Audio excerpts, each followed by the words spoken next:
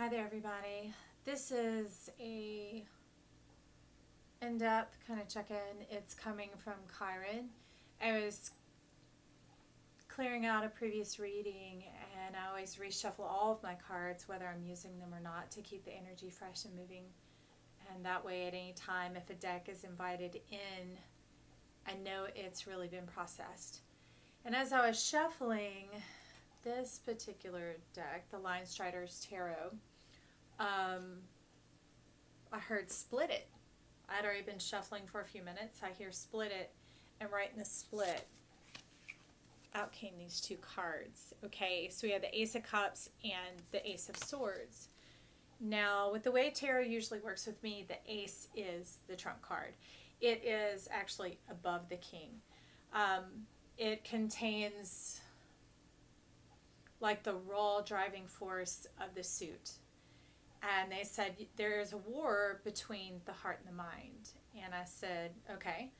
And I was aware quickly it was Chiron. And we think about Chiron, just being stellar of the planets and of the cosmos and in astrology. But the way they work with me is it's living energy.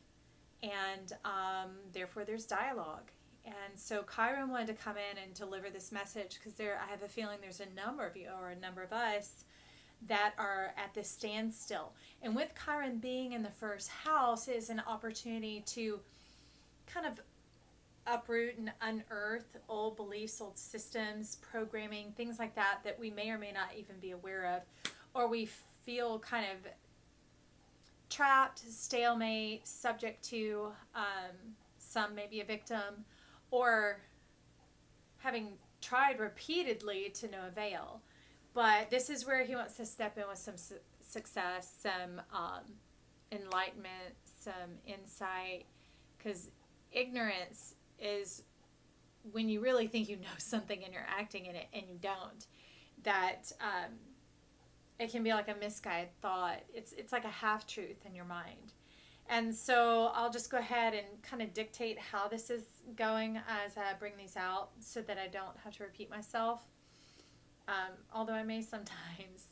But this is more like the heart body going on, and this is more the mental body. And in the center, this is the mind. Yikes, you can't see that one. So we have the mind, the body, the soul, and the subconscious. Okay, and then down beneath, the reason I sit on the floor at this table is it's a double-decker glass table. And the lower is like the unconscious, or kind of what's behind the scenes, and that's really the chironic energy down here of what he's wanting to give us help in. So anyways, let's step in here. So for the mind, the card representative is the Oracle of Mystical Moments. We see her. It's called the Elixir of Life. Now this card is number 15, and she's holding these poppies, and she's just wistful and alone. We can see the spirit is blowing over her, and that it looks more like longing. And it could be kind of like Six of Cups, when it's referring to, traveling down memory lane, that type of thing. And so right here, each of these aces are looking directly to her. Now in the heart, we see the Ace of Cups and the Three of Wands. And what it's letting us know is really when it comes to love, anything is possible. And I will go ahead and forewarn you, this is really about love here. Even though it's about energy, that is where this reading is going. And unearthing concepts behind love that will impact your intimate relationship, but also all your intimate relationships, because we should have friendship, family connections that are on a very deep level as well. And then over here in the mental body, we have the Ace of Swords and the Tower. And what he really brought out in this is that your mental frame, your thinking pattern has been that it doesn't work out for you. Or you know how this is going to go, or everybody else is happy in a relationship, but you haven't necessarily found one that works. You know, people don't get you, you don't get them, and you get ghosted. Whatever those thought patterns, those statements, whether verbally through the mouth or mentally running through the mind space, it is causing a fracturing of sorts. That's kind of what the lightning is representing in this card. Is it's more of fracturing, because this tower, as we can see, it's not necessarily having the top blown off. I see it as that fracture is moving through and it's destroying the foundation and causing a separation within oneself. And that separation plays out here later on, because if we have cracks and gaps in our home, that's where the unsavory things come in. That's where things that should be kept outside start making their way inside. And this has to do with the mind and our thoughts, right? And so next we have our body and kind of our heart space. It's called Tiny Triumphs. It's number 21.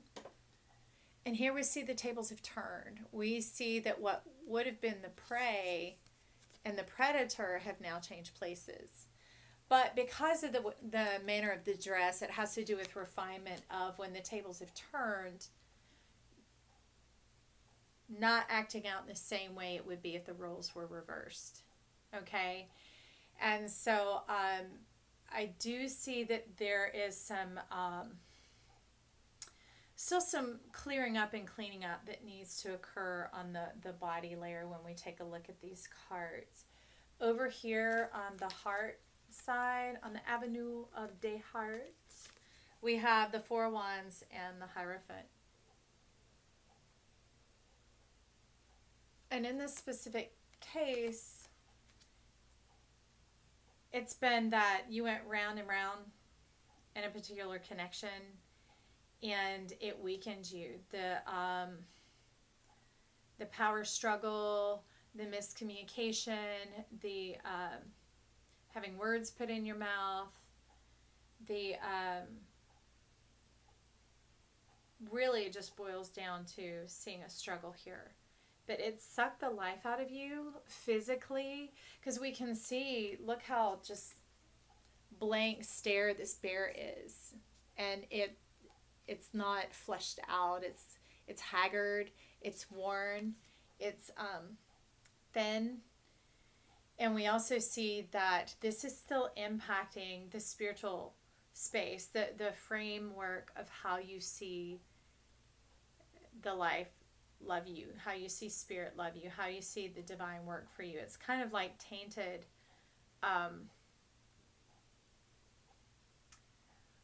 Okay, I hear clearly the words put you at a disadvantage. And this is physically. And there's a block going on here. Your crown has slipped and fallen. And it's out of place. It's like moved down to the sacral region, and that's not where a crown belongs. So there's been a struggle here, and your spirit is still being affected, okay? And over on the mental framework of the body, we have the Queen of Pentacles and the Five of Wands. Now, in this case, there is... I see a struggle to understand. I see trying to make things come together, trying to move forward, trying to put the past behind you, trying to make a change, but at the same time, the body and the heart space, as we see over here, is still weak and struggling. And as well over here in the mental body, it has caused you to take maybe what you're abundant at, to take your productivity and to hinder it, to draw it close. See, she's got this wide-eyed rabbit pulled in close to her. And she's looking up, trying to figure out what to do next in this particular case. So your abundance, the Queen of Pentacles, your ease, your nature is being restrained. It's being, for lack of a better word, hindered in this case. But that would make sense that this is kind of like a knee-jerk reaction of your mind frame, of your mental body, because of what you've experienced over here in that long-term commitment that you had. For some of you, it may have been family life, how you grew up. For others, marriage or any long-term relationship. It could even be a best friend who did you wrong eventually. But that has caused this to go on over here. So the body is struggling, and therefore you may have health issues, some of them undiagnosed, right? Like the headaches, the fatigue, wanting to kind of withdraw. Like you get excited one moment thinking, hey, yeah, I want to get out and go do that with friends. And then as it draws near, you kind of withdraw and draw away.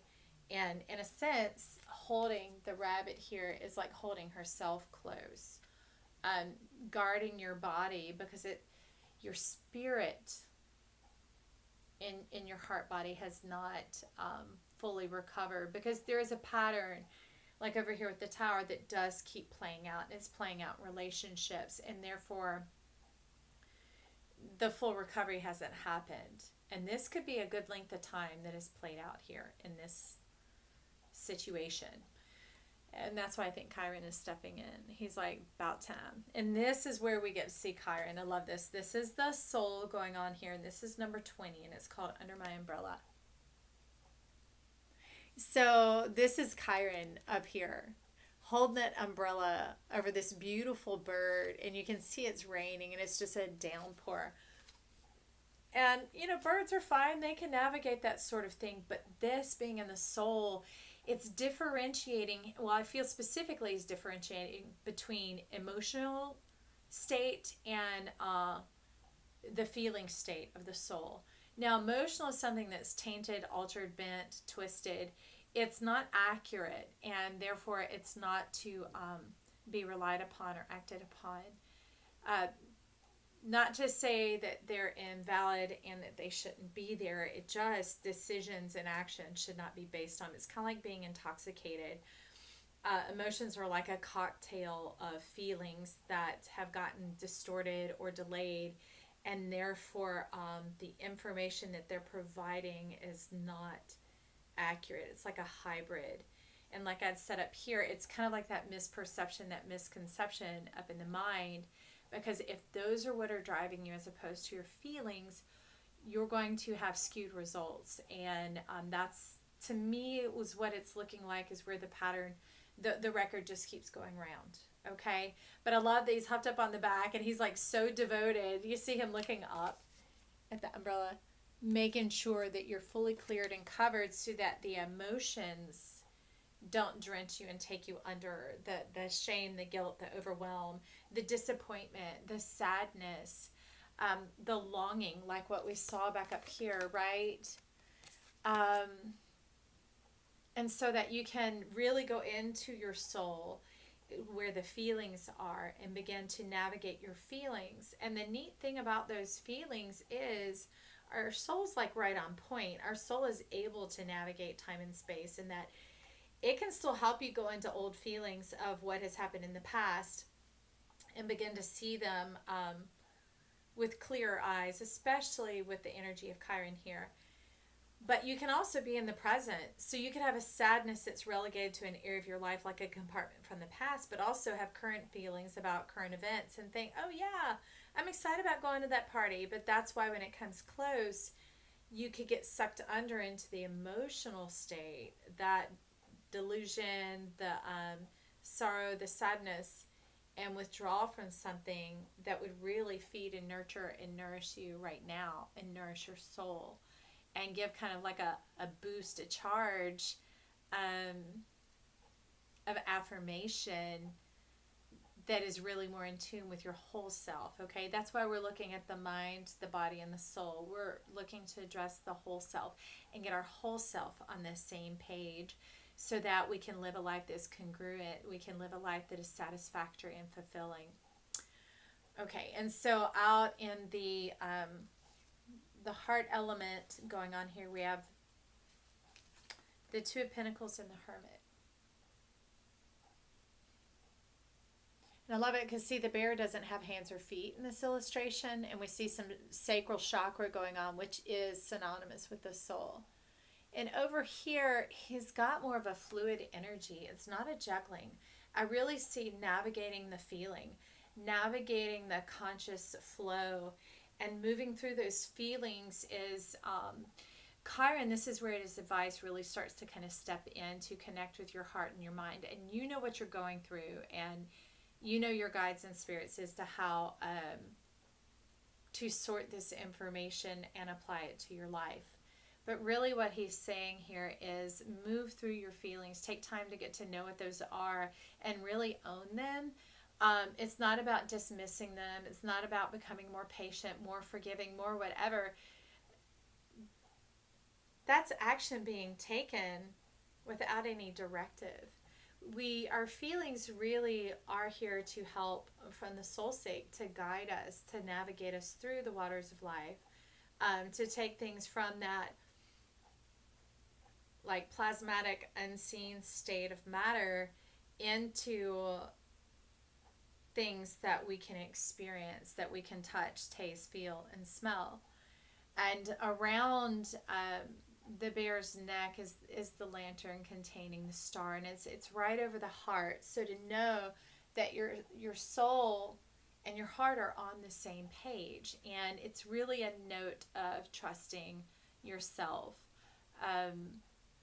to trust your feelings, to not try and negotiate with them, demote them, alter them, but to receive them, and then maybe ask yourself in the moment. It often happens when it's like, ooh, don't talk to that person, and you think, I shouldn't be so judgmental, that's probably just me, instead of going, whoa, wait, where'd that come from, and what's this about? I mean, that can happen lickety split like that in the flicker of an eye, right in that moment.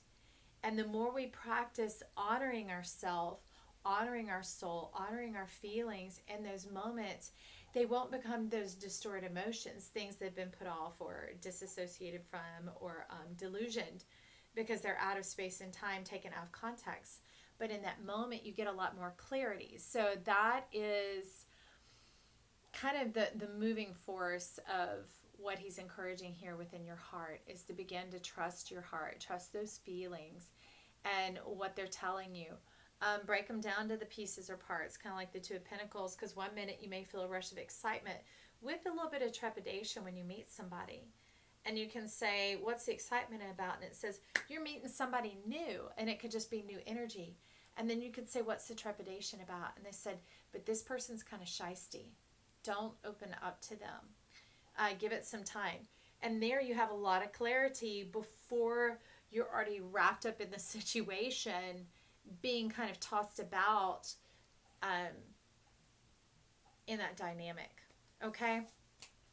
Over here in the mental frame, that pathway of the soul, we have the Ten of Cups and the Ten of Pentacles. It's beautiful energy. And what I really believe he's affirming here is that the epitome of love is here.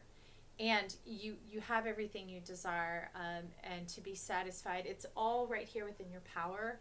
It's I hear him saying it doesn't take a lot of time to clean this up or clear this out, or generational curses and cutting cords of karma and playing out life lessons and all that. It's he's looking that way and is clearly negating that and just putting hands out like this.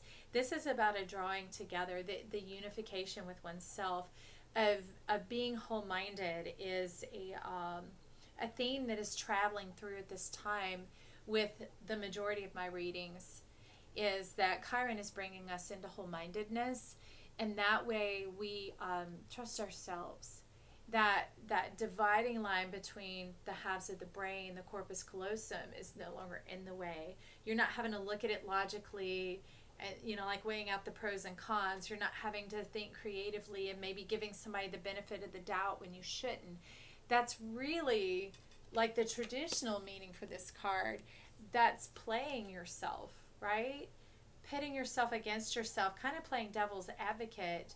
And ought to know, Capricorn Sun here, of weighing those things out. But there is a message and a movement of energy passing over those of us who are seeking to engage in the growth and in the truth and in being whole. Well, the wholeness is relegated to all of us. It's not just the mind, it's in the body and it's in the soul.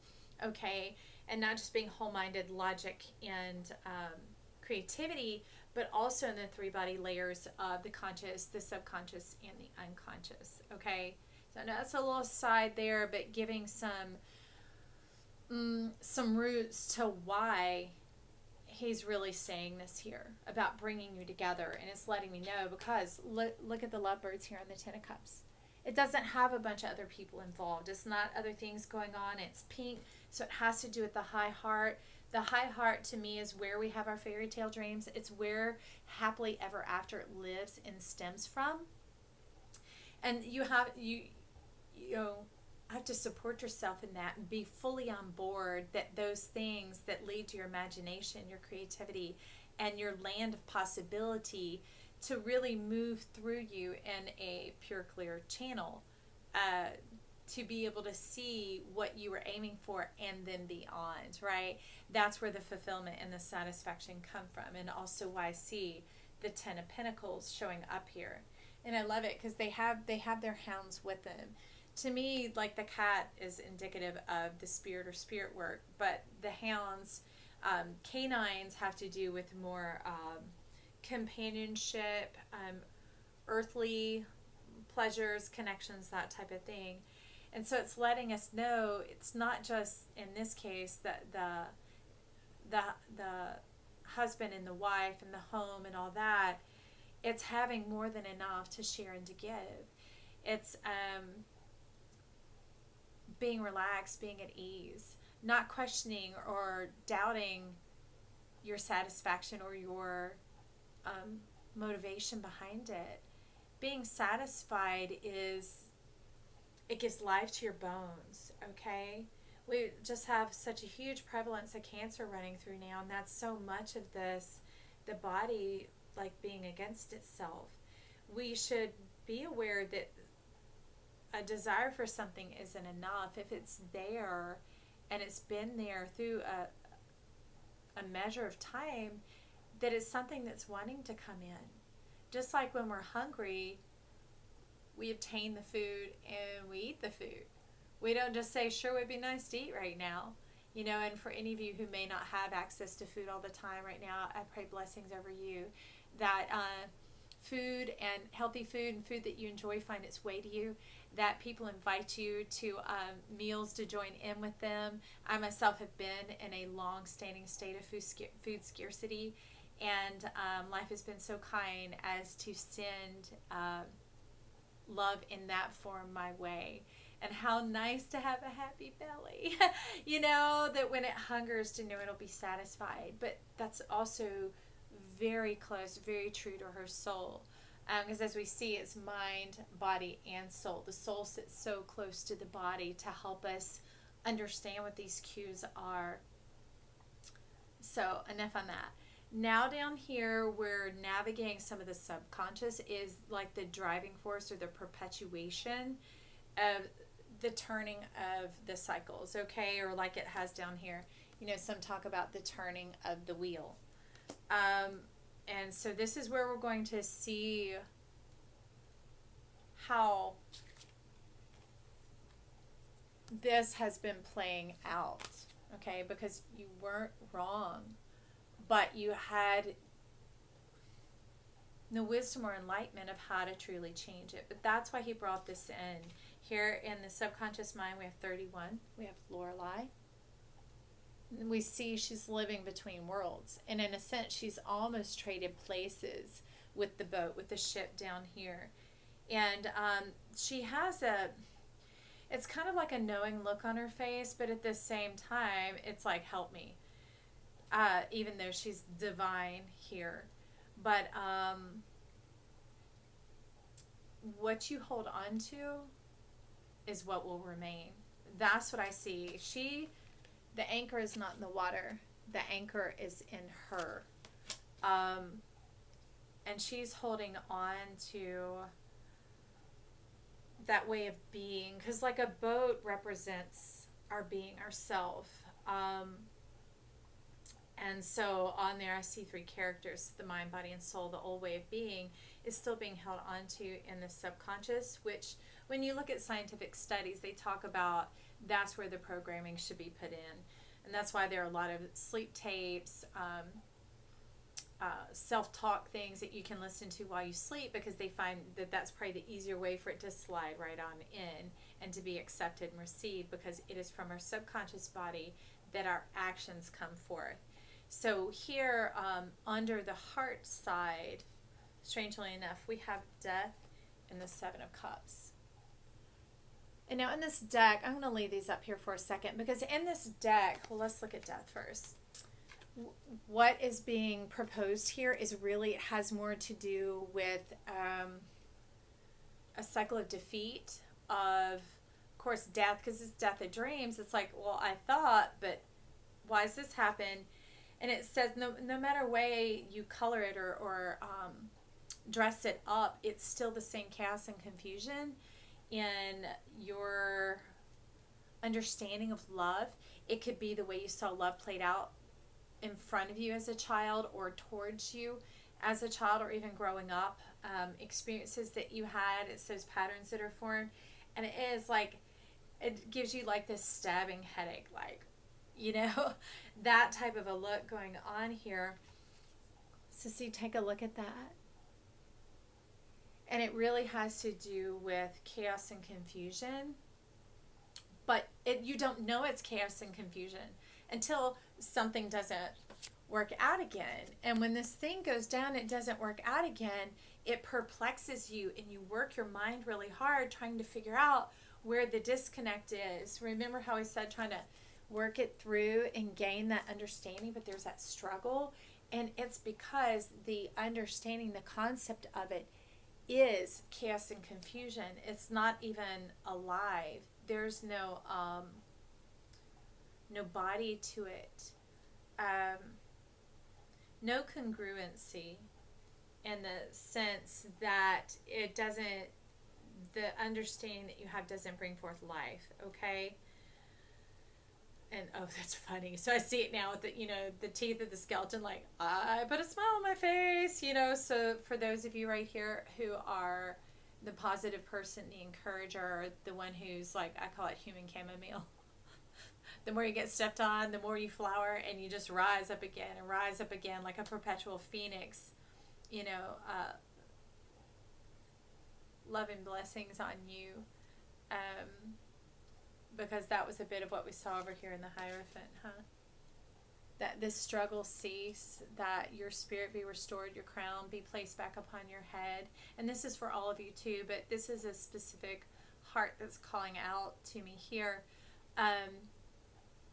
That we just wash this away. We wash away this distorted understanding, and so that you don't have to keep bleeding the love and having your dreams shattered, being broken into a million pieces to put yourself back again. You're not a problem that needs to be solved. There's nothing wrong with you.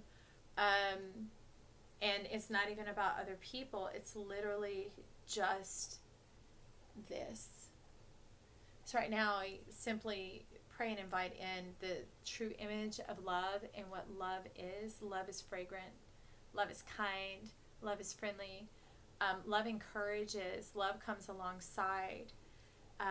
Love won't tear you down. It builds you up, but it won't build you up falsely. And it'll give you time to reflect and see in yourself. It'll listen to you and allow you to find yourself in that moment.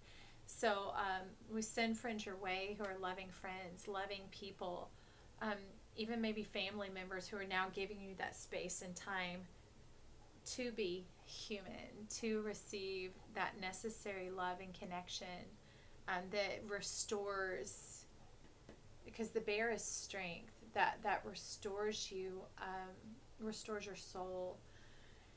And we just say, I'll put an end to this, being shattered, the bleeding for love, the love costing you, And y'all know what I'm saying, so don't go down that thread, because that's not where we are right now. We're aware of the overarching principle, but we're in a moment where we're talking about love doesn't cost. The energy of love, of being loved, being received, it is something that's given freely.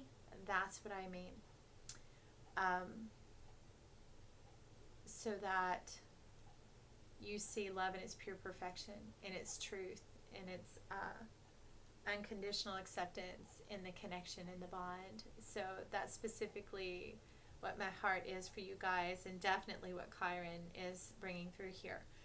And so what we see is, as that awareness has come, as you've worked through your feelings, as your body's being restored, and pardon me, I haven't noticed, even though it's off. Hi, back. But that life starts moving on. Let me get a little more straight here. Life starts moving on, because we have two knights here. We have the Knight of Pentacles and the Knight of Swords. So, you know, in both realms, physically and spiritually, it begins moving on. And day by day, there's progression in your healing, and it's not, in a sense, it doesn't cost you. It's not so much that self-help kind. It's literally the healing and the mending of the heart, of knowing you're seen, knowing you're heard, knowing that you're valued and you're relevant, and that you're not a problem. You're not a problem. There's nothing wrong with you. A lot of this you weren't even aware was under here, and that's what the cards came flying out in one giant flume, and he was like, they need to know that I will bring it to resolution. I was like, what? So that's why the cards were already out, y'all. It's totally wild, but it's necessary, and I trust him. So just know that you're healing here. Your heart's being restored already. Yay! All right. So over in the mental body, down beneath what was going on subconsciously, we can see why the Ace of Swords in that tower were here to speak to us. Look at that. We've got the Four of Cups and the Three of Swords. And now in this, notice both parties are still there, bound to one another, back to back, still with the knife, the knives piercing them. Both parties were hurt in this. And the Four of Cups, what I really get in that is the disappointment and kind of the grief and the sadness. You could call it aura, your color, your song. It has been polluted in a sense. It's muddy now. It's like when things just kind of get mixed together, and life has lost some of its definition and clarity. So we're blowing those on out of here, because I don't see work being done. I just see awareness being made, okay?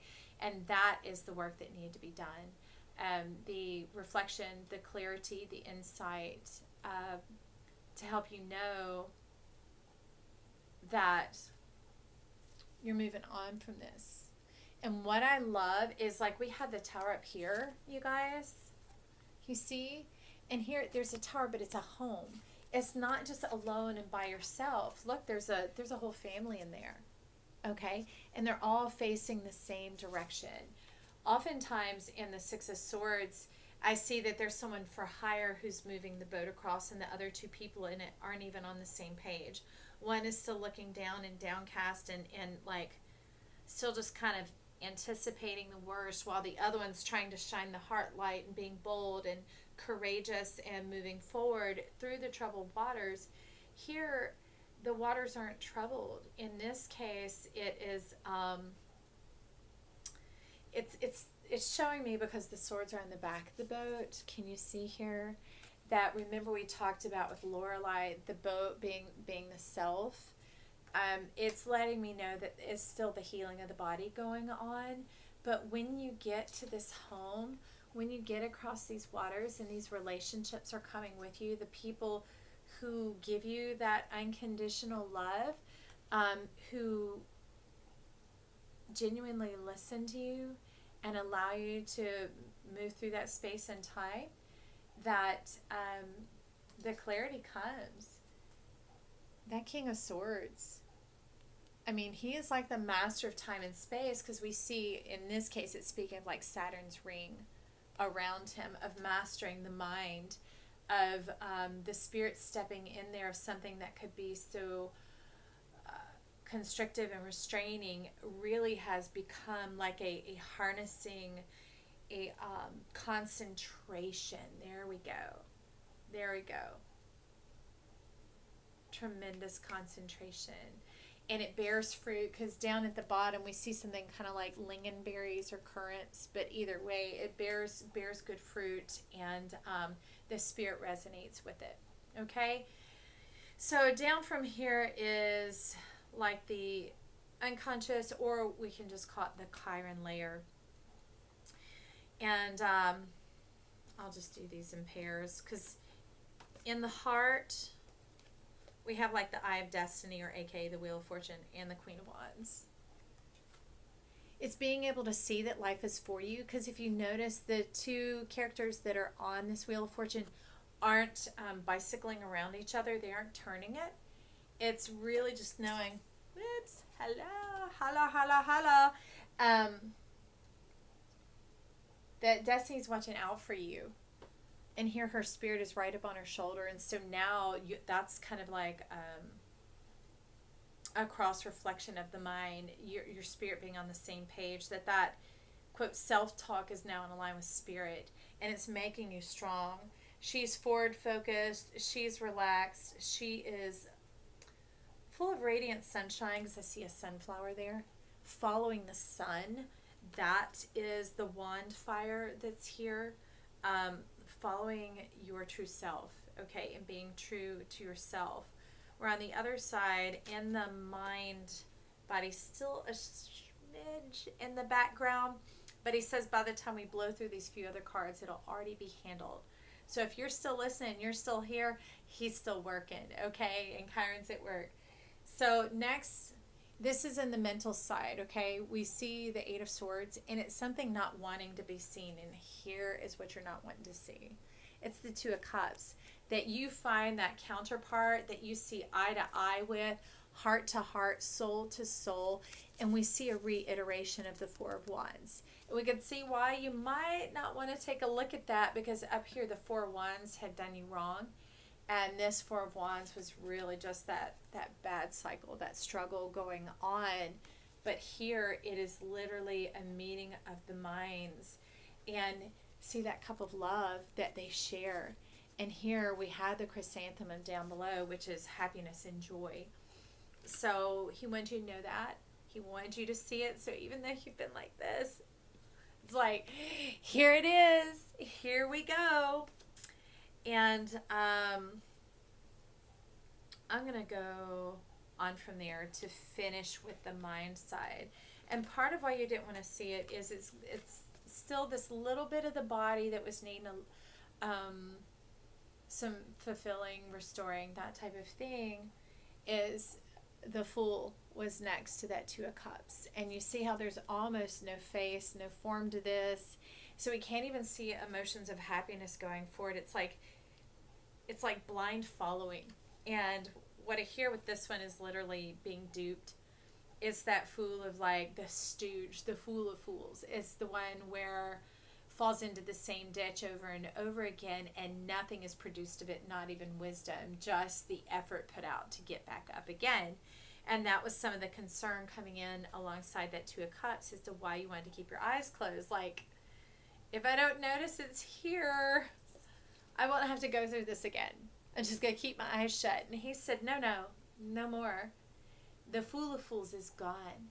Now it just becomes a clear channel, a channel of trust, because you've done this work over here with the Two of Pentacles and the Hermit, where you're trusting your feelings. You're operating with your soul in present state and time. And it's helping refine this and move life forward with that Eye of Destiny. Remember? It's not that kind of a if-then, tit for tat. It's very unconditional. But as he says, that knowing that about the Fool and being cleared of that self-betrayal, that disappointment about being duped, and challenging your high heart of happily ever after, it's being restored with the Emperor. This is where he said, I'll bring order to it. He said, I've got this covered. It's like the four corners of the earth, in a sense that your compass, your standards, that's what it's in a sense a sword and a staff, but it is about your standards and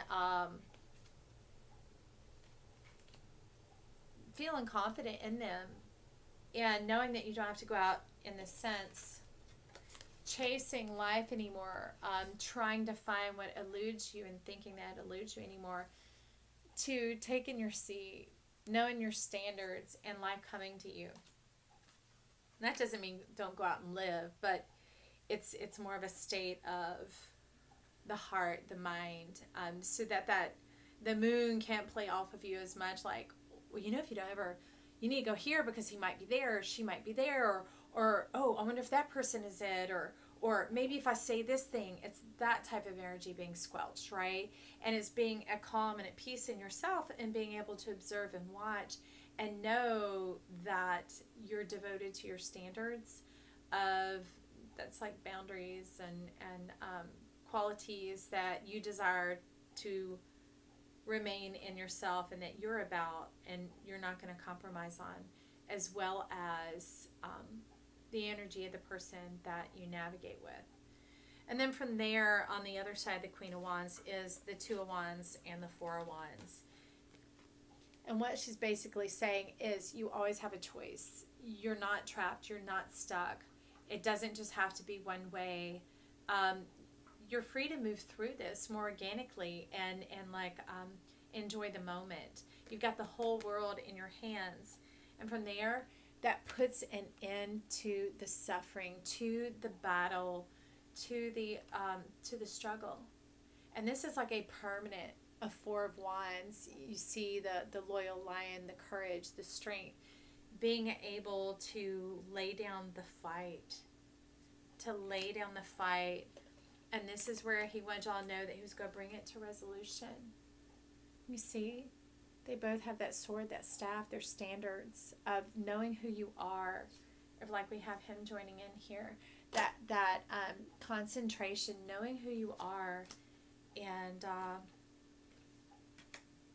trusting yourself.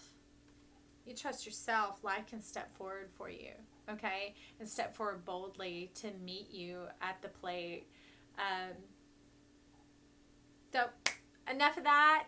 Hey, we thank Kyron for stepping in here and bringing this to us to bring some clearing and cleansing to the subconscious mind, to put us forward in the understanding of how much life loves us and is rooting for us to be at peace, to be satisfied, to be fulfilled, to enjoy our lives, and to really be healed and made whole.